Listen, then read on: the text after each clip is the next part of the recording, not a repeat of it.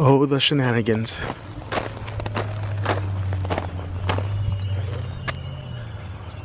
All right, of course, this is a great timing for the dog to start barking. The dogs can be so annoying sometimes. In any case, I think we're gonna walk the opposite way today, because I always walk that way. I go down and then I come back around. This time we're gonna start over here and head that way. So welcome to my channel once more. This is my channel, I Stutter, where we talk about stuttering, stammering, speech impediments, and however you wish to call it. And today I want to talk about something really quickly as I stretch here. And just like that, let's start. So my video today is gonna be about the more you avoid, the more you will fear. So the more you avoid, as in situations, words, the more fear you will have about said situation and word. So let's talk about it. Fear is gonna be one of the things that you will need to manage as you start to learn how to manage your speech as you are growing up, which is again one thing that I wish that somebody told me when I was, young, 10, 13, 16, growing up with a speech impediment. Fear. Now, I've met quite a few folks in my lifetime so far with the same issue that I have. There was only one of them that seemed like she had no fear. She would enter any kind of situation, and she spoke really, really fast. But even though she spoke really fast, you can see you can see the head jerks and with the unnatural head gestures, and of course the constant breaks or blocks in her speech, which will lead you to conclude that she has some kind of a speech impediment. But she had no fear. It was a girl that I knew of, and the only reason why I knew of her was because her boyfriend was a good friend of mine. But she was the only one that at least she seemed like she didn't have any fear of speaking. But every other person whom I've met with the same issue that I have on some level had fear. They've dealt with fear. Some of them throughout their lifetime still struggle with it. I kind of still deal with it. I wouldn't say I struggle with it, but it's something I have to daily fight and manage. So fear is a big deal. So chances are that if you have a speech impediment, I'm going to assume that fear is going to be a big factor in your daily speaking life. So it's very important to understand that the more you avoid, the more fear that you will have. So the sun is starting to set, as usual. It's still a little bit cold here in West Texas, but it's not too bad. So while I was growing up, fairly briefly, there was a time where I thought it was smart to start to avoid, just because I just didn't want to deal with the stress, me being made fun of, or just having to deal with my BS speech, as I used to call it. So I used to go to great lengths to avoid speaking. I was particularly bad at the time with certain things like introductions, reading in class. Whenever I would be in class and we start to read, I would dismiss myself and go to the bathroom or find some way to come up with something just to avoid doing it. I just didn't want to deal with the stress. I just had enough. And the more that I did that, the harder it was for me to come back, as in, you know, when it was my time to read, you know, the harder it was, the more the stress was. I remember, you know, just being in, you know, reading classes in high school where that, you know, during those days when I used to try to avoid, like, my stresses were higher, my anxiety was like off the roof, you know, like compared to later on when I realized, hey, I can't run from this. I need to do this to the best of my ability. Yes, some people will be more fluent as they read. It's not that I don't know how to read or can't read. I can read. I know how to read. It's just that I'm not as fluent. I'll take a little longer. You know, you just gotta accept, hey, that's the way it is. It doesn't mean that you should avoid it or anything like that.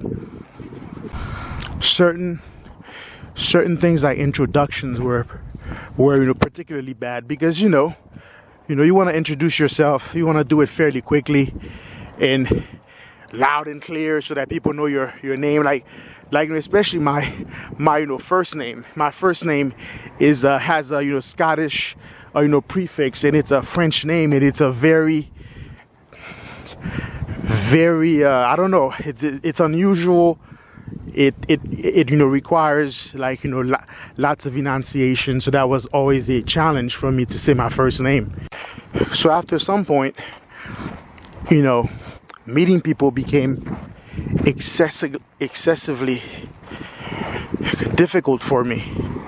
You know, a very high anxiety type of a situation.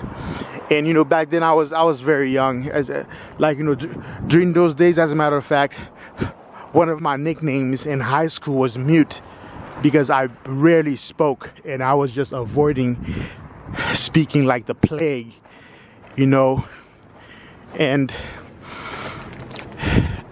reading and trying to tell people my name was some of the most, like, you know, those were very high anxiety situations for me.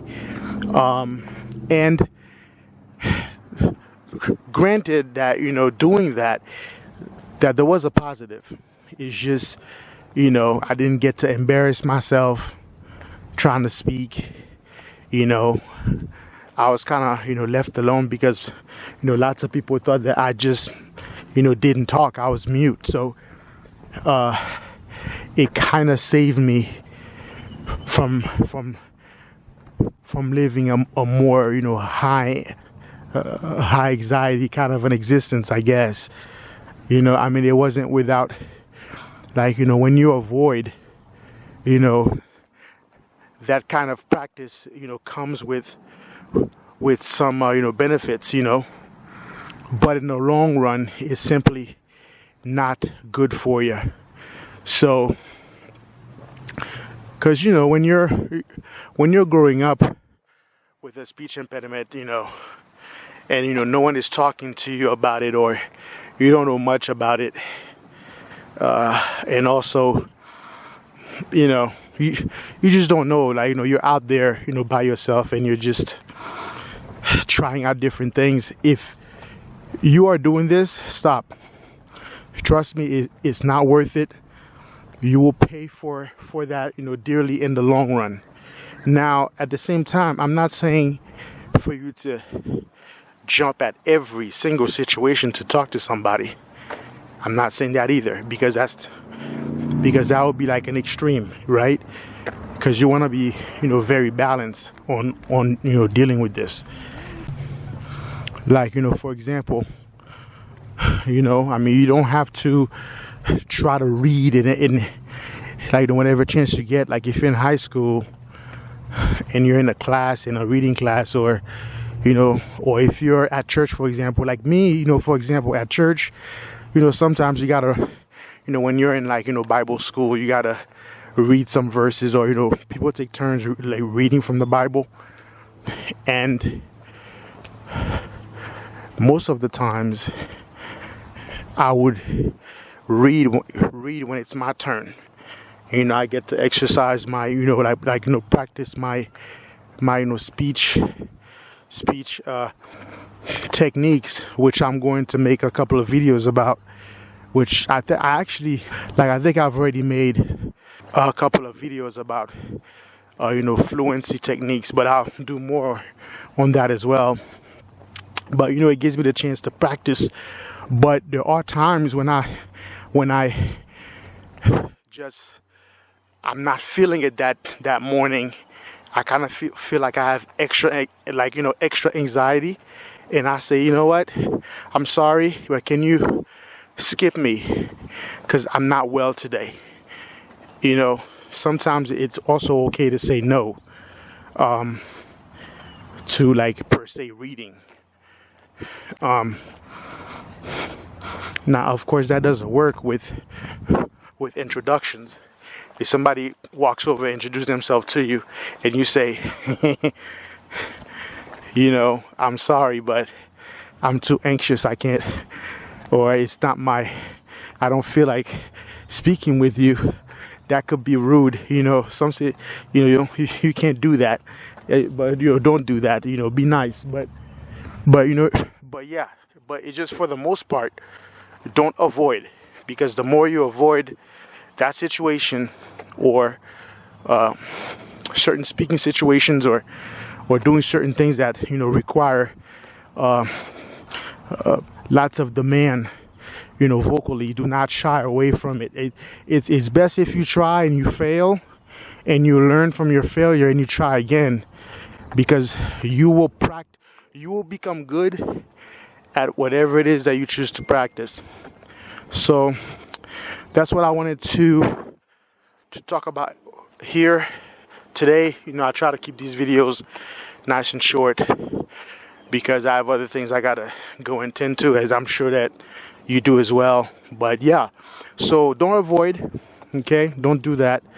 That was not a good strategy, though it does give you certain positive things, as in, like, people leave you alone, less stress, but the long run is definitely not worth it. I think, like they say, the fruit is not worth the squeeze, or something like that. So don't avoid, okay? Because the more you avoid, the more you will build fear on that particular thing that you are trying to avoid, speech wise. You want to do the opposite. You want to do it over and over again, and practice until the fear is brought down or gone. But every once in a while, it's also okay to be like, I'll pass. But the majority of the time, don't shy away from it. Okay? If it's your turn to read. Okay? If you want to introduce yourself to somebody, go ahead and try it. And if you fail at doing it fluently, what I recommend is learn from your mistakes. See what you've done wrong, and do it again. Because at the end, you have to ask yourself, is a lifetime of fluency, or a lifetime of being able to manage your speech up to a point where you could build something with your life, worth that that portion of pain that you go through by not shying away from reading out loud, not shying away from doing something vocally out loud in public, in front of a crowd, or to a group of people, what have you. And I think it's worth it. So so I hope this has helped you to reassess what you're doing, if you're doing that. And I hope you guys are out there continuing to crush it. You can live a rather fruitful life despite you having this issue. So I hope you guys are out there crushing it, and I'll see you on the next one. Bye bye.